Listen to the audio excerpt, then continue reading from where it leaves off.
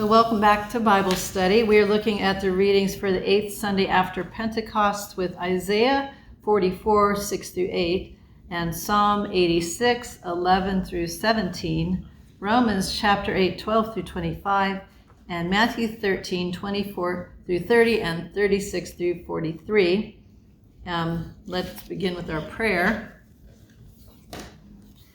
Faithful God, most merciful Judge, you care for your children with firmness and compassion. By your Spirit, nurture us who live in your kingdom, that we may be rooted in the way of your Son, Jesus Christ, our Savior and Lord. Amen. So in a way, because chapter 13 in Matthew's Gospel is lots of parables, and so we started last week the parable of the sower. This one is usually called the wheat and the weeds. That's the shorthand. Next week it's mustard seed, but also yeast is part of it too. It's not just the mustard seed. So we have a lot about growing things, so it feels like for 3 weeks we have agriculture related kind of story. It got me thinking though, well, like the parables that Jesus did tell, sometimes there were stories with people though, like a man had 2 sons, or there was a man who was journeying to Jericho, or I don't know, the Good Samaritan, you know, a man gets beat up and then the priest walks by and the Levite walks by, but then the Samaritan stops and helps. You know, it's like there's stories that have people, but then, so anyway, there's some stories that he uses little stories with people, and then there's some stories that he uses with like nature or agriculture and stuff, yeah. Like, anyway, it's like common life, not, anyway, I do wonder sometimes, like, okay, if we try to take it, because we're not so agriculturally bound anymore, like how we might find something to... I guess it was very familiar to the people he told. Well, that's what for them it was like if they didn't farm themselves, they were pretty cool. I mean, where I grew up, we were city folk, but we could drive under 10 miles and there would be farmers. Yeah. Well, there was a farm at the end of my block when I was growing up, and they had a stand where they sold their stuff. Out here, you know, there's not, other than the Gilcrease Orchard or something, if you've ever heard of that, it's on there's a whole other, it's a bit far from our side of town. And I've gone out there to pick pumpkins, and they have some actual orchards, and you can pick whatever, apples or whatever. Patches all over the place. Yeah, but these are literally growing on vines, not the kind that's set up on the corner. You know. We used to take the kids out, and they'd take us out in the field. Yeah, this is fun. This is kind of like that. You're on your own little hunt for which is the right pumpkin that you want to choose and stuff. So. And we went in California, went to an orchard, and the darn thing was planted on a mountain. Oh. I mean, I couldn't go with them. I rode just so far, and I said, okay, I'm going to sit here. I mean, it was really. It was a big effort, yeah. And they gave me clippers and a bushel basket and said, okay, go ahead. I just didn't get my pumpkins from the store, or the kind that they set up, nearby on certain open lots or whatever. Well, we had a rule with Eden when she was little. If you can carry it, you can keep it. Yeah. So every year the pumpkin could get a little bigger. Yeah, she could handle more. That's what my dad used to do. Well, so the key gospel reading is like I say, the wheat and the weeds. I will say, there's connecting between that and some of the other readings, but it's also not like, I felt like last week when the parable of the sower was the key, gospel. Like the other readings definitely had an agriculture element to it. Yeah. Like the Isaiah and the Psalm especially had a very clear agriculture. That's not the strong, even though we're still talking about planting crops or whatever, the rest of the readings aren't necessarily. Growing up around farmers. Oh, I think so, even though he was a carpenter. But just like you said, it would have been a small town more or less, and everybody around him would have been like, growing in the fields and whatnot. So a lot of people lived in the town and went out to their fields. Yeah. They didn't live on site like they do it here. Right. So anyway, and then but we just don't live in a place that's heavy on like farming and whatnot. That's not in our vicinity much, really. Not that it's impossible. Northern California. Mm-hmm. Yeah. Where I lived in California was very agricultural. Yeah. See, so depending where you live, you could kind of more easily picture. The Canal Valley, but Ventura County is a big breadbasket. What's the name of that road that goes through the farmland? Well, there's a bunch. I don't know which one. Snake or whatever it was. There's no gas, so the guys at each end make a bundle because they had the signs of last chance before. Well, we'll go ahead. Let's just go ahead we'll just go in the order. So we'll start with the Isaiah. Would you like to get us started? This is Isaiah 44, 6-8, and thank you, Kay. Okay. Thus says the Lord, the King of Israel and his Redeemer, the Lord of hosts. I am the first and I am the last. Beside me there is no God. Who is like me? Let them proclaim it. Let them declare and set it forth before me. Who has announced from old the things to come? Let them tell us what is yet to be. Do not fear or be afraid. Have I not told you from old and declared it? You are my witnesses. Is there any God beside me? There is no other rock. I know not one. Yeah, it made me think that last phrase. I was like, I feel like there's so many. There's hymns. There's camp songs. There's a lot of songs that have the rock, like there's Jesus is the rock, or what is like Rock of Ages. Rock of Ages, cleft for me. I mean, yeah, there's just like how many times that image has been built on a rock. The church must. Yeah, see, and even when temples are falling. Mm-hmm.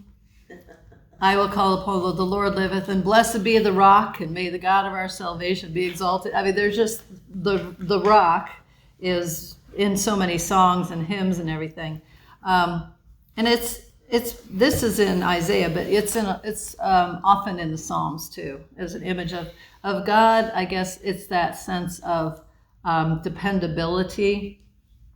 Where we were for camp formation, there's areas right around the camp that are like these really big boulders, like just, Are you near Red Rocks? Well, no, but it's kind of like that. I think, yeah, it's kind of similar. It's funny, when we came into San Diego one time, we flew over either Utah or Arizona. Anyway, we saw the big arches and so on. Yeah. And they were like this big. Yeah. If you're standing at it, they look huge, but from the sky, it's like, oh, look at that little thing. But like, it's fun, like for us here, like to go out to Red Rock, do the drive and do that. Like a railroad layout, Yeah. So I think even though we do know rocks do actually erode, I think there's still that imagery that it's something like gonna last, be there. Well, especially if it's something like granite, that's a little different. That you do tend to look at and go like, you'd imagine as if it could have stand forever. Although again, enough wind, rain, snow. Granite is not the hardest rock by any. Yeah, it just appears to be. It has that look to it. But anyway, so this message here is to people who are at this point still in the exile, still far from home. But with sense of hope, trying to give back hope, and it's kind of reminding the people, this is our God. This is God is strong. God is always with us. Then who is above their God? Nothing or no one. There's no way. God is above all. And so the Lord, the King of Israel. This is really strong statements because they're captives in a foreign land who has their own king and has their own gods. So this is like a counter to that reality, giving a different message of saying, no, our God is king, and Redeemer. Redeemer is most often was a kind of usually a relative. Didn't have to be a relative, but very likely a redeemer was someone. Let's say there was a battle between your area and some other area. You got captured, and either you're a captive, or sometimes maybe you've been made to be a slave. Yeah. And then either to be rescued by way of fight to get you back, or pay a ransom. Like sometimes it was like, you'd pay a ransom and get the person. So the Redeemer was the one who would go to help set you free, basically. His job to set up the... Mm-hmm. Yeah, set that up. So God as our Redeemer is, whether it's like through force to get us free or through ransom. And sometimes I think with Jesus, we see the ransom imagery more, being the image of what Jesus did for us. When the Crusades were over, Richard the Lionhearted was held hostage by some German king. He had to pass through the territory, and they took him hostage. Oh. And they held him for about, a couple of years. Really? Whoa. Negotiating all the time. And I think finally, one version I heard was the government in charge found out it was more expensive to keep him. Like, we're spending more money on this guy to keep him than we're getting, so they just let him go. Oh, gosh. Well, I'm glad they came to that realization for his sake. They had to respect his status. Yeah. So they had to keep him in pretty good circumstances. And it turned out his brother and King Louis are the one that set him up.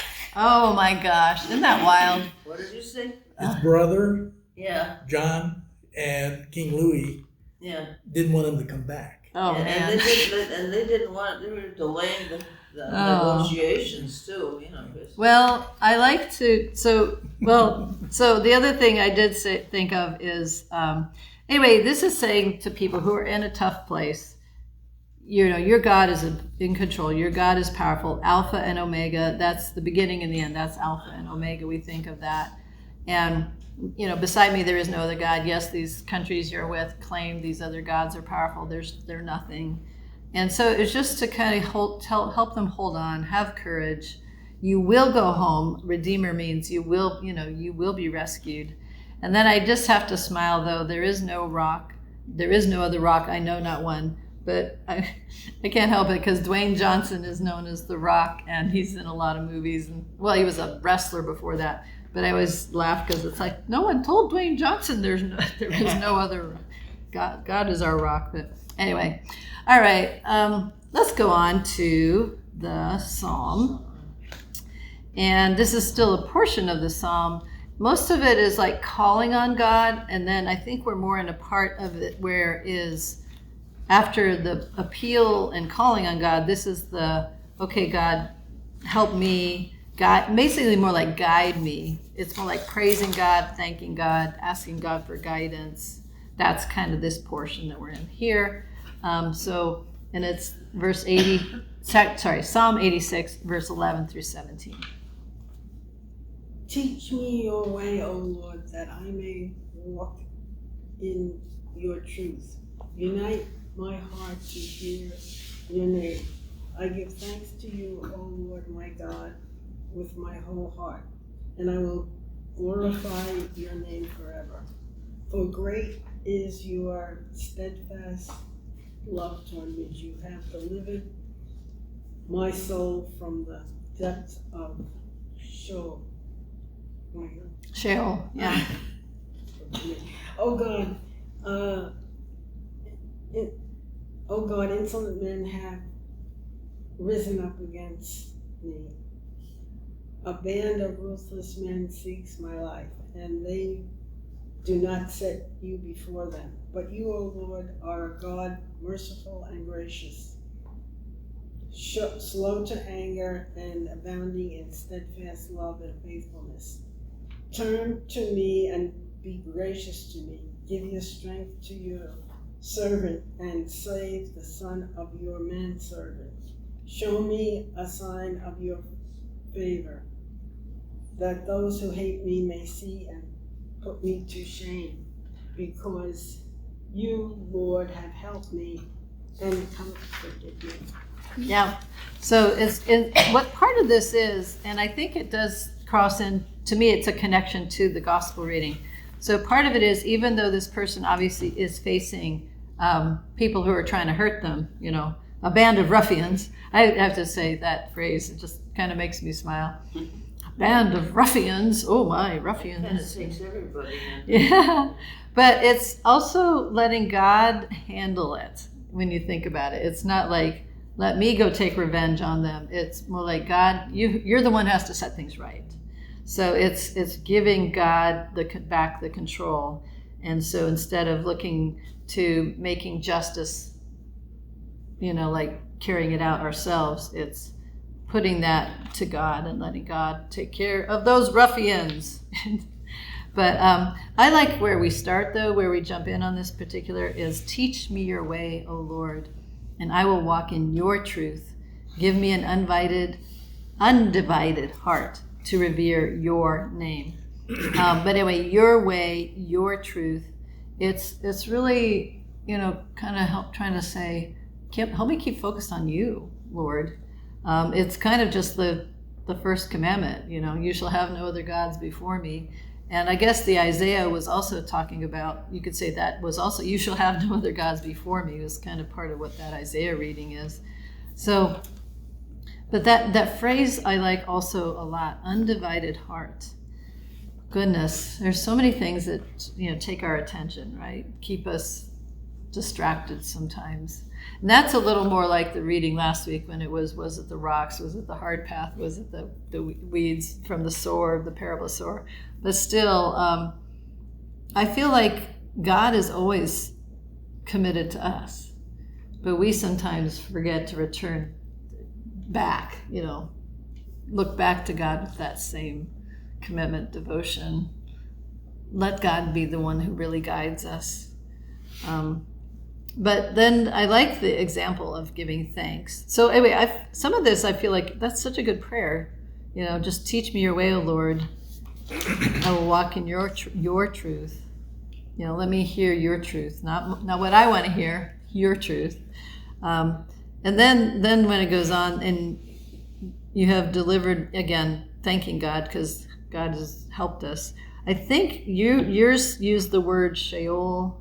Mm-hmm. Yeah. Yes. So this said in the bulletin it was from the pit of death.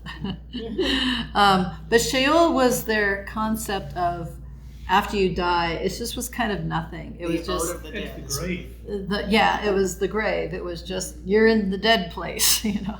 It wasn't like it was not punishment. It's just that's where the dead are. Just they are there.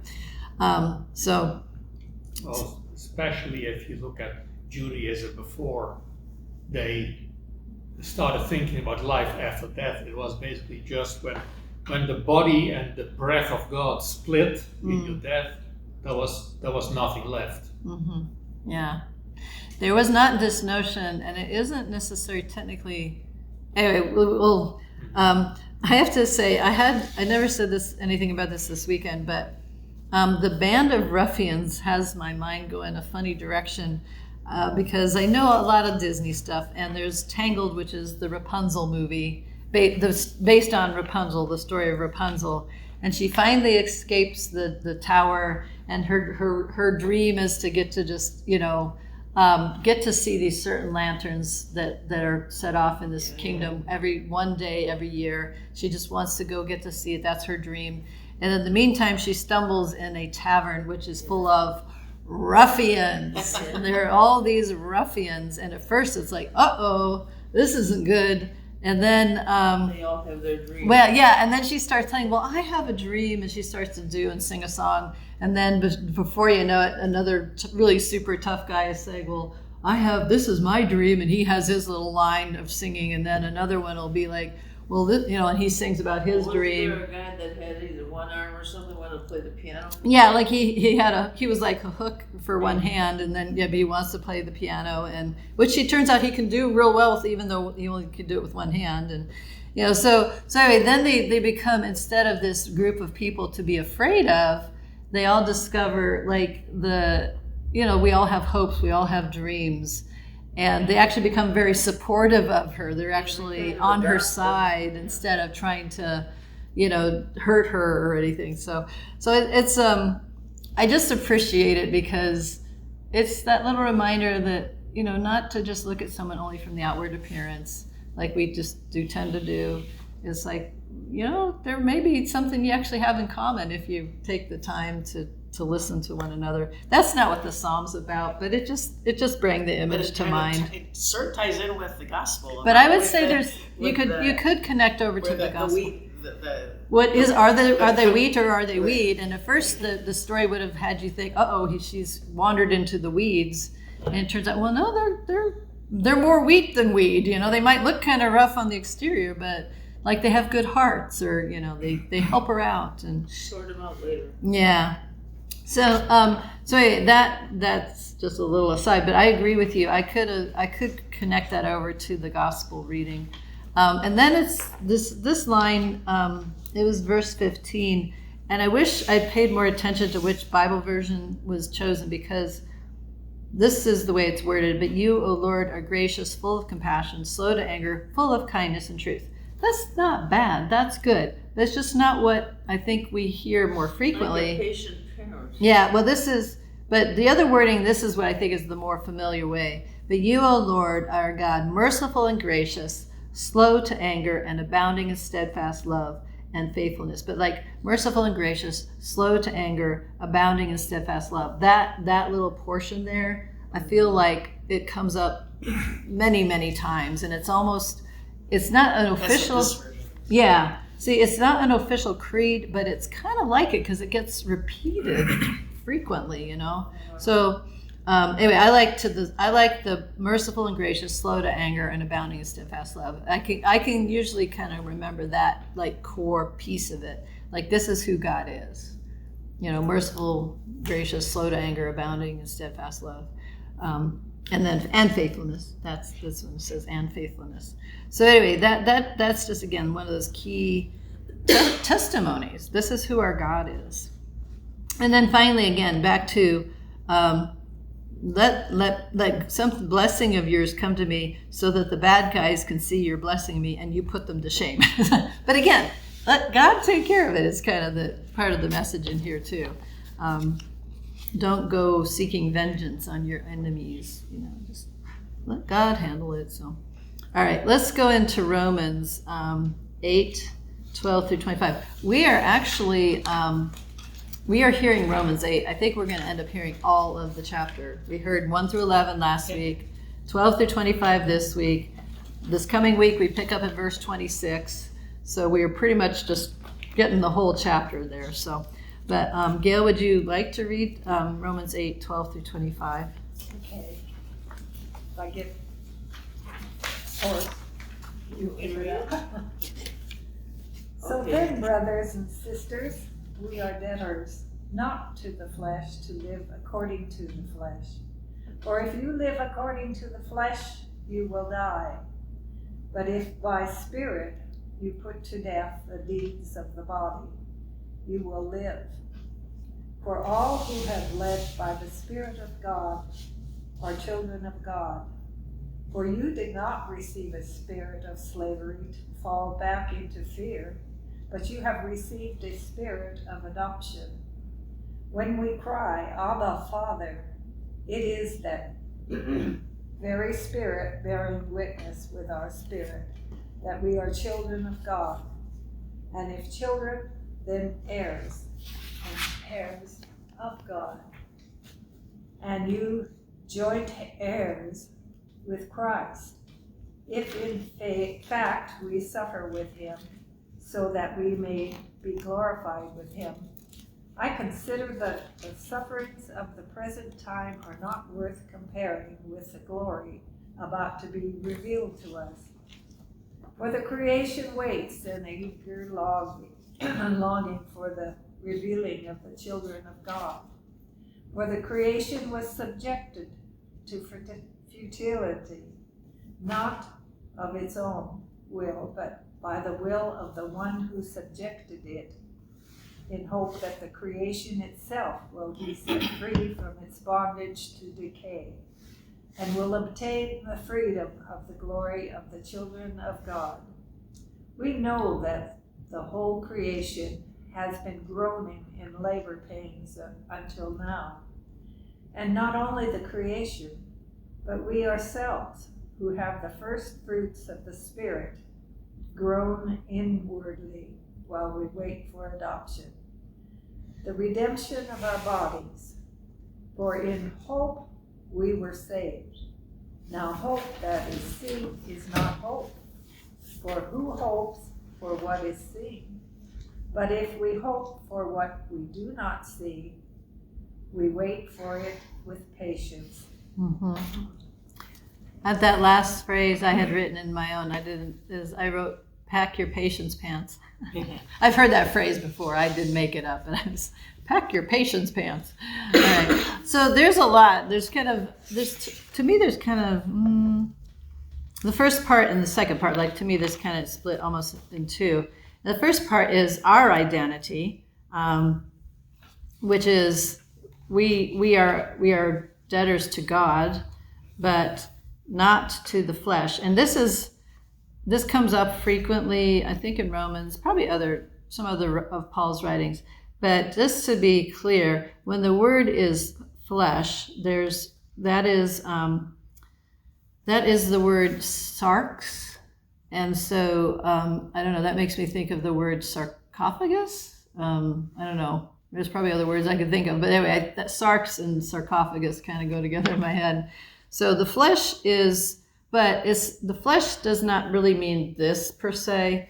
Flesh is where we are turning away from God's way. The flesh is the human capacity and it's its own power. It's kind of like flesh and sin are like kind of connected. And sin, in his way of describing it, is not just that I chose to steal, or I chose to cheat on a test, or those are actions that are sinful. But he talks about sin as an actual power that can take over and from nature? Well, it's the power that is opposed to God. And it's not something we can just boot out on our own. That's kind of the gist of it. We need to be rescued. We need the Redeemer, in other words.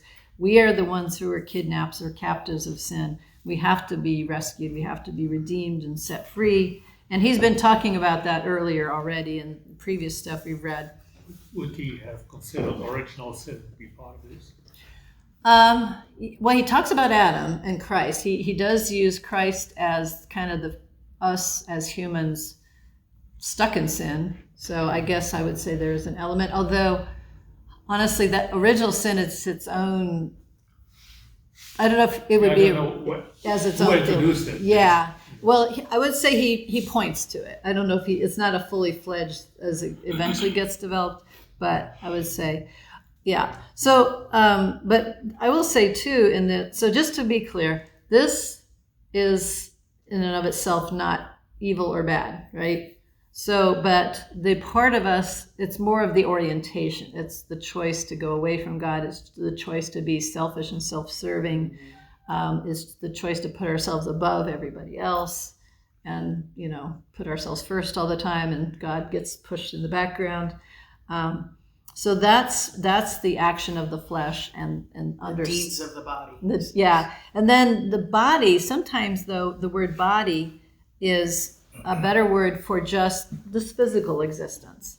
This physical existence isn't in and of itself bad by itself, but by our bad choices that can affect, and we can carry out those things with our bodies, right? We can do that damage. We can do the hurtful things, whether it's with words or whether it's with, hitting or whatever it might be. So the body can be the way that the evil gets perpetrated, but just trying to make real clear, the body is not condemned. The body itself, our bodies are not considered evil. And I just feel important to say, because sometimes in history and in Christian history, the body has been looked upon as really second class, really lower, really not worthy in a way. And it's like, well, that's pretty opposite of Genesis chapter 1. So I think that's why for centuries people covered themselves, especially women. Well, yeah, in certain cultures, obviously to this day, that's still part of the woman has to be hidden because, oh dear, she's way too tempting, you know. It's like, Jessica Rabbit, I'm not bad, I'm just drawn that way. That's an excellent line, but yeah. Roger Rabbit, in case anyone's, that's the movie, but so anyway, but then I love this part. This is like back from my teenage years, I even remember underlining some of this from reading Romans, is that for you did not receive a spirit of slavery to fall back into fear. You have received a spirit of adoption. When we cry, Abba, Father, it is the Spirit bearing witness through our spirit that we are children of God. And that's like, to me, in and of itself, like we get to call God Abba, Father, because we have been made God's children. And, you know, that's in baptism and that's being led by the Spirit.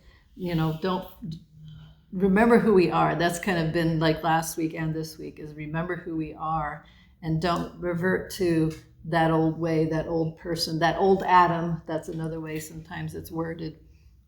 But then this is where I like, and it goes to me even more, not just that we are children of God, but it helps build that image even more intensely by emphasizing that we are heirs of God, joint heirs with Christ.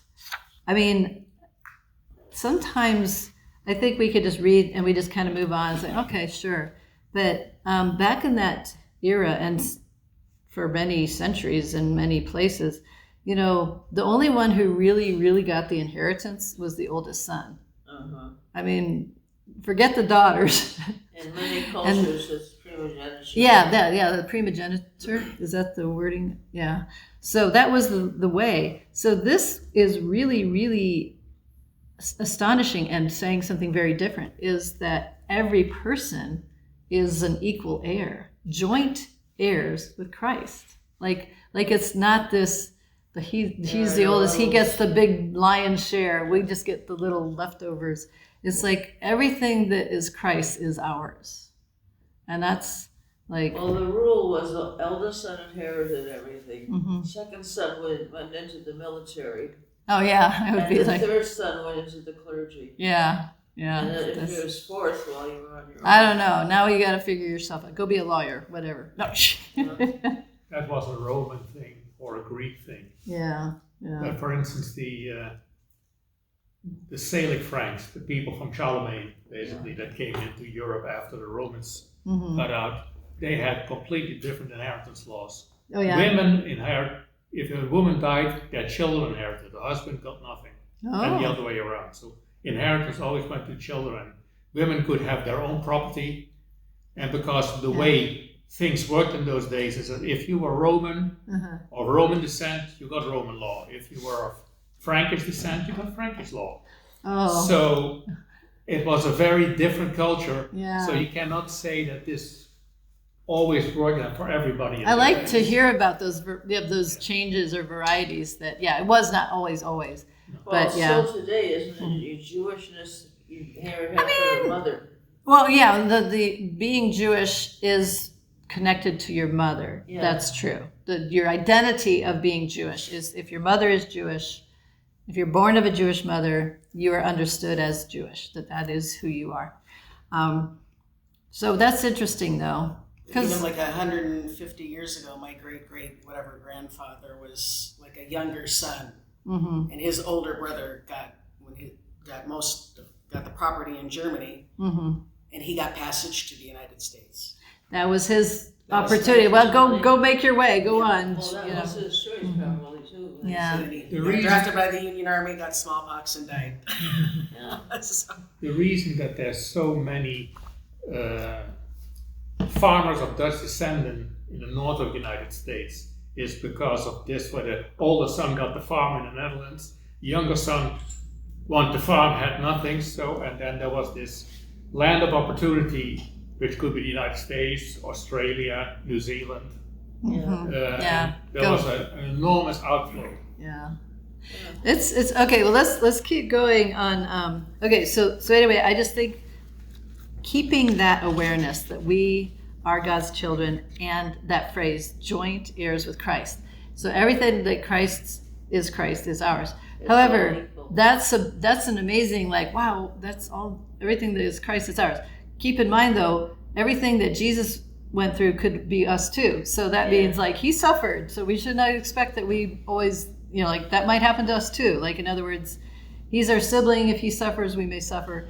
But I have another angle on that suffering thing too, because I think about it in terms of Christ's heart, Christ's love, Christ's caring for others, Christ's anguish at others' suffering.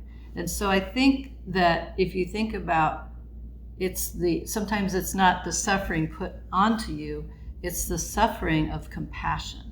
It's when you see others in suffering, you feel it. You feel for them and you want to try to make a difference. And so in that sense, that kind of love that Christ showed is something that we too, it would make sense, I think, that we too would experience that.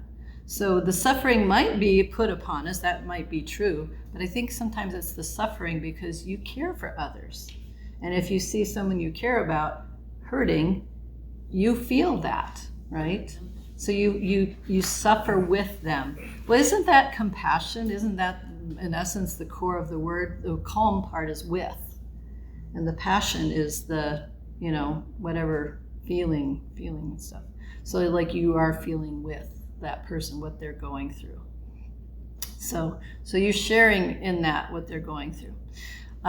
So anyway, I like to kind of keep that idea of understanding how that is, what that is also saying. Because otherwise, sometimes people might get this wrong idea. To me, what I think is a wrong idea, like, I have to suffer in order to be saved. I have to have, no, Christ did the suffering. It's interesting, the note in this Bible is that the Christian life involves sufferings. This was obviously truer then than now. Yeah. Because as Christians, for the most part in the United States, I mean, I'm not saying we never suffer, but like we're not like in some countries where to choose to be Christian could really lead to violence against Nigeria, you. where they're killing Christians. Yeah, so I mean, but there's also persecution of people of other faiths and depending where they are too. So sometimes there's more suffering than persecution. Yeah. If you live in a very poor country like Malawi, where there's no health care almost,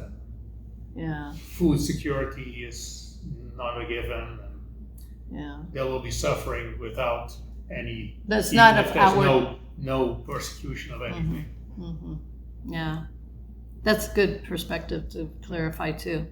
Well, then it goes into this other part though, and I want to touch on this, and I still want to make sure we get to the gospel.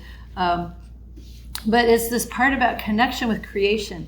And what's special about that is that's honestly not something Paul talked about much. He doesn't really, talk about creation very often. And so this is a kind of one of those few moments where he does.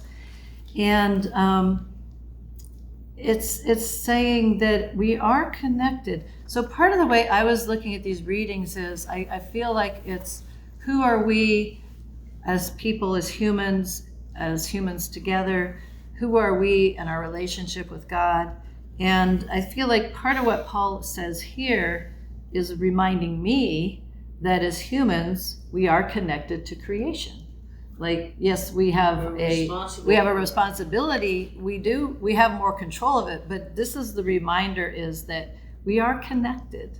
We can't pretend that we won't be affected if things do go awry in the world. We get affected too. Somebody pointed this out to me, a teacher one time when I was upset about a pet. Because somebody else had told me, other teacher had said, oh no, pets don't go to heaven. And I said, I don't want to go. If they're my pets out there, why would I go? Yeah. She pointed out that this meant everything. Yeah. I could say that's fair. For all creation. Somewhere. Yeah, that God's redeeming not just humans, it's the entire creation will be redeemed. And I would say, that includes the animals, the all creation, right? So good one, good teacher. So anyway, I guess the humility too in this though, that we should care how we take care of this world. That's kind of the reminder in that to me. So, But also what God will do is still out there. So we're still waiting for the fullness that God will bring, the fullness of Christ's return. That's still on the horizon. So we still hope for that. We still look for that. And I do, okay, let's get into the Mathew. So we definitely just give ourselves some time there. This is a kind of a short story, but then we get, just like the sower, we get a explanation too. We don't get just the parable, we also get an explanation as well. So would you read us the Matthew 13:24-30 and 30:60-43? Jesus put before the crowds another parable. The kingdom of heaven may be compared to someone who sowed good seed in his field, but while everybody was asleep, an enemy came and sowed seeds among the wheat and then went away. So when the plants came up and bore grain, then the weeds appeared as well. And the slaves of the householder came and said to him, Master, did you not sow good seed in your field? Where then did these weeds come from? He answered, An enemy has done this. The slave said to him, Then do you want us to go out and gather them? But he replied, No, for in the gathering of the weeds you would uproot the wheat along with them. Let both of them grow up together until the harvest. And at harvest time I will tell the reapers, Collect the weeds first, and bind them in bundles to be burned, but gather the wheat into my barn. Then he left the crowds and went into the house. His disciples approached him, saying, Explain to us the parable of the weeds in the field. He answered, The one who sows the good seed is the Son of Man. The field is the world, and the good seed are the children of the kingdom. The weeds are the children of the evil one, and the enemy who sowed them is the devil. The harvest is at the end of the age, when the reapers are angels. Just as the weeds were collected and burned up with fire, so will it be at the end of the age. The Son of Man will send his angels, and they will collect out of his kingdom all causes of sin and all evildoers, and they will throw them into the furnace of fire, where there will be weeping and gnashing of teeth. Then the righteous will shine like the sun of the kingdom of their Father. Let anyone who has ears listen. All right, thank you. So this is another one where we get the original parable, and then the disciples are saying later, Jesus, can you help us understand? Yeah. But this is one, okay, so I like the story, is a lot to reflect on, but there's a little bit that I am not comfortable with, is it's so very binary. Like, meaning there's this big either or. It just feels like the way it's presented, you're either this or you're this. Yeah. And I just think our experiences in life show us that there's ranges. It's not just all black and white. There's the ranges in between, like the more white, but then there's a lot of gray area sort of thing. And but at the same time, if something's wrong, it's not that we let injustice continue either. That's kind of the other. I don't want to sound like, well, we just got to let God take care of it. We will never try to combat hunger. We'll never try to combat poverty. I don't think we go to that extreme. But I also think it's when we notice something wrong, and maybe it's about, well, don't be too fast to judge. That's kind of what I take when the servants are ready to go in there. Let's get out those, let us in there, let us in there, let us. Right away. Yeah. And it's sort of like, well, are you sure you're going to only get the part that should be removed? You might hurt, that might hurt something else in the meantime. I might be putting too much of myself on this one, but I sort of hear it as Jesus wants everybody to hear his message. Mm-hmm. So don't take the weeds out yet. I want them to hear it. He can still get a chance. Yeah. I agree with you. Actually, I think that is part of it. Yeah. You gotta all live together with each other. Well, and there's different stories. Like, some people say the young weed looks so much like the young wheat that you could truly make the mistake of plucking the one that you should have been letting grow. Well, it's when you're trying to get dandelions out. Mm-hmm. We you often hit the grass with it. Yeah. Actually, I heard something very interesting that I didn't even realize this, that bears apparently want to eat dandelions when they come out of hibernation. There's something about the elements of the dandelion that's good to kind of get their system back from, I've been asleep for X months and got to get back into active, right? And that there's something about dandelions that are good for that transition. So that made me really ponder, because I'm more like, dandelions, those are bad. It's like, well, guess what? Bears find them useful. So, well, I heard somewhere too that there are certain trees where the bears know to avoid because the bark is not toxic, but doesn't taste good to them. Yeah, they've learned what. There's a picture of the weed, that the darnel. Okay. You can actually see when it's young, it looks very much like wheat. Oh, okay, yeah. There's a, I don't know, so stay awake how long. in my Bible, they don't use weed, they use tare. Tares. Tear is another Okay. wording, yeah. And Yeah, there's a difference between obviously the sower yeah, and this. And let me read what it says about tares. yeah, okay. Okay.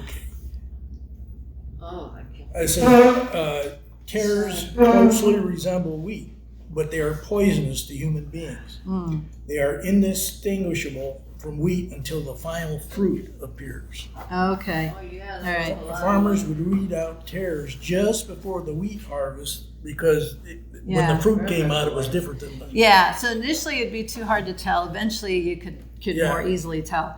I like the, animals yeah, can. I mean, they Yeah. sniff it. Even the book I'm reading now says even insects can be collected as to where they want to lay their eggs and which is. yeah, they can tell. They can tell the It's a difference. smell usually. Yeah. I think what missed out on this, the tares are poisonous. Mhm. You know, That's it's like they more could- than just a weed. Yeah, It's yeah. gonna kill you. They're poisonous. This would be bad. This would be bad. This would, yeah. Really bad Sometimes they stuff. just don't taste good. Hmm. That's- Yeah, sometimes it's just unpleasant, but this sounds like this, in this case, it's like, no, that should Sort of like be. a toadstool and a mushroom. Yeah. Yeah, And But monarch butterflies they avoid them because they're toxic. yeah, they like milkweed. Yeah. That's what I know about monarch butterflies. But, And sort of leave them alone. yeah, I can see why they say the evil one or the devil, because this is poison. It's Yeah. not. It's not like Yeah. uncomfortable. It's well, I think if I'm going to connect to the Romans, I do like that in Romans we said we are children of God, and then when Jesus talks more the way he says it, that we are children of the kingdom. So I like the positive affirmations. I just worry that, in a world where we have become so partisan, and I'm not just talking politics, I mean we've just put more and more ways where we say you're in this group and you're in this group. We just have done that so much more. Sort them out at the end. And this could feed that this could be like, you could find like this will justify that way of thinking. And I like what you're saying though. I think I hear grace in it, in that the giving extra time means like a weed doesn't always, like God could make that, there could be a change. There could be a new life. And we know that that's true in people's lives. The person who wrote the great hymn, Amazing Grace, Yeah. was like a very sinful person. I mean, he was a slave trader. He was, the owner and traded slaves. And he finally had this whole, transformation and conversion. And he realized how wrong that was. And then he committed Didn't he himself go to into the trying ministry? to set things He right. went into the ministry too, didn't Yeah, and he became a minister, and he wrote Amazing Grace, so, I mean, his life was transformed. So, if we take it too far, then it's like, well, what's the point? You're either going to be this or you're going to be that. Doesn't matter. It's just like, it sounds like it's set, like it's a given. Predestination. That's not And true. and I don't think that we're was a supposed to big- take big that. heresy, I Yeah. think. I think most a good example of what you're talking about is, let's just take the founding fathers. Mhm. Yes, they had weeds.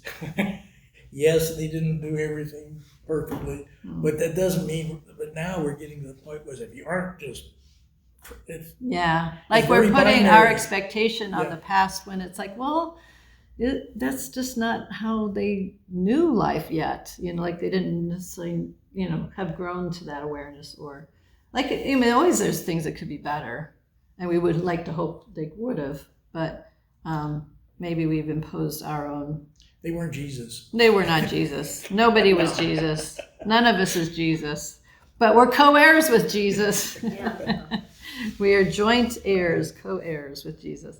Well, so I like to say in this, what I also try to kind of add in, because it is unique to Matthew's gospel, by the way. This is only in Matthew.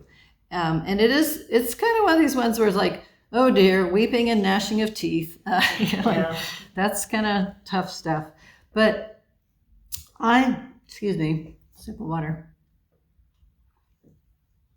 Again, I like to think of the God as the Redeemer that we heard of in the beginning in Isaiah passage, and the one who does set free. And so I kind of lean into where it says the Son of Man will send his angels, they will collect out of his kingdom. I like to circle and emphasize all causes of sin. So like all the sin gets removed, but that doesn't mean the person might not be redeemed. That's kind of the way I kind of like to hear it, that God can change us and just take the sin, but doesn't necessarily throw the person. Like the sin gets destroyed, but not necessarily the person. So that's kind of my own layer on this. But the other way I kind of have to say is we do have to say that judgment is important, because otherwise anything goes, right? Like what's interesting is at this time there was a law against doing what, because apparently people actually would do this. They would go into a person's field. How awful. And the fact right? that they actually had a law against it means that somebody was doing that. Yeah. I mean, that is an awful thing when you think about it, to do to someone's field, right? To their harvest, and right. So that's and that's the reality of sin. That's the nature of a sinful flesh. That's I'm going to hurt someone. I'm going to cause harm. Okay. Well, again, I like the part where I'm going to the barn, and the righteous will shine like the sun in the kingdom of the Father. But I want to just put my trust that God will have a way of removing the sin, but still redeeming people. And I can't say how. I just have to trust how God can do that, and trust God to take care of that. I can't do it, but God can.